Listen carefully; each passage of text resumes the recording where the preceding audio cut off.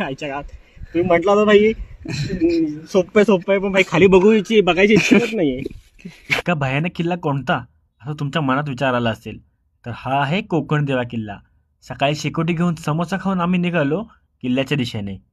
केतन दादा सोडून कोणालाच असता माहीत नव्हता. वाट जंगलातून होती आणि रस्त्यात मोठे वारुळ, टाळदेव आणि हे बाबा भेटले. बघा ह्या बाजूला इथं राहिला ह्या नाल्याला आणि ह्या म्हणणं वाट गेली त्याच्या त्या नाल्याला राहिल्या 2 झोत आहेत. मग आली मराठ्यांच्या इतिहासातील महत्त्वाची खिंड, कावळ्या बावळ्याची खिंड. याची व्हिडिओ आपल्या चॅनलवर अगोदरच बनलेली आहे, ती जाऊन पहा. या किल्ल्याने फार दमवला आम्हाला. नंतर किल्ला थोडा कठीण झाला आणि मग जास्तच कठीण झाला. किल्ल्यावर पाहण्यासारखं फार काही नाही, पण ही गुफा आणि पाण्याची टाकी किल्ल्याची ओळख आहे. वरती जाऊन आम्ही आपला भगवा आणि तिरंगा ध्वज लावला. महाराजांच्या प्रतिमेची पूजा देखील केली आणि भेळ खाऊन परत निघालो.